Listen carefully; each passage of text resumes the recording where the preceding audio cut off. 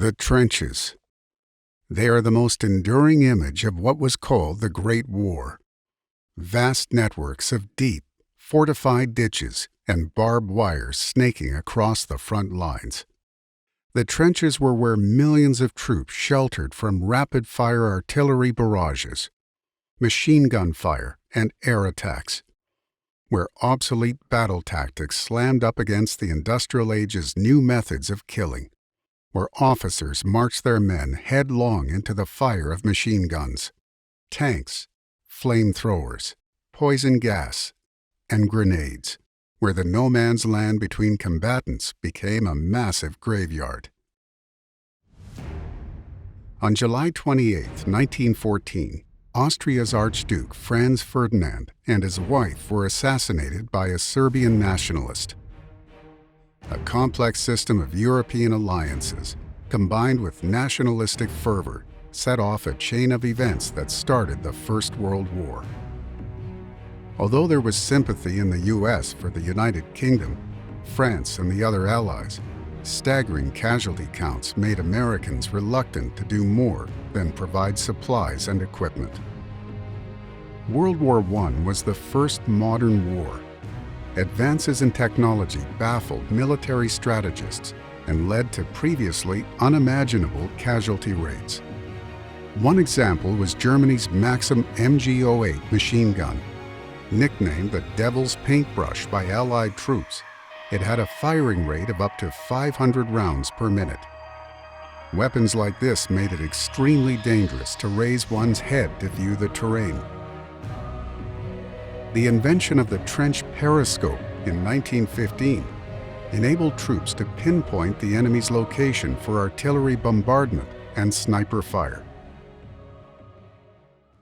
After watching the carnage from the sidelines for almost 3 years, new circumstances led the U.S. to finally enter the war. First, Germany resumed unrestricted submarine attacks on Atlantic shipping. Then, British intelligence intercepted German proposals to Mexico, offering territory in the southwest U.S. in exchange for their support.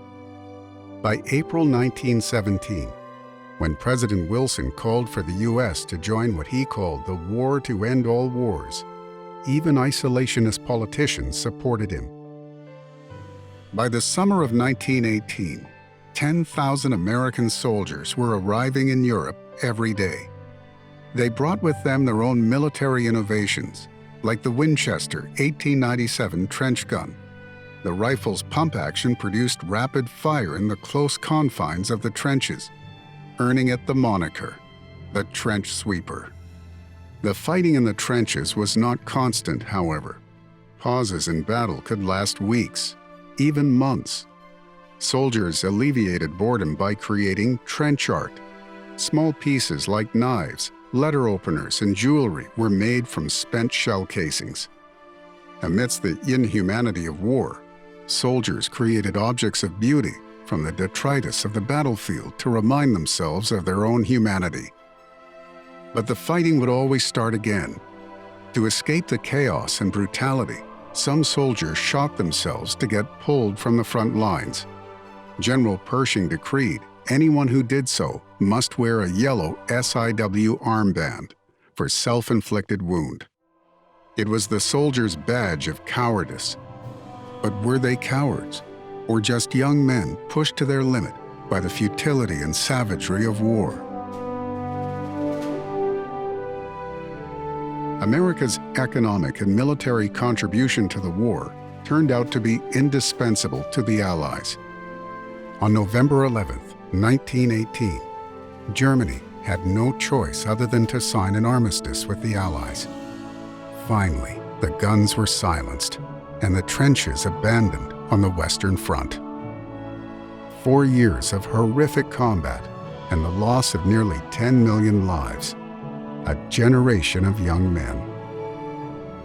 The United States lost more than 50,000 men, including a third of the country's pilots. Sadly, the Great War was not the war to end all wars, and the terms of the armistice paved the way to another world war only a generation later.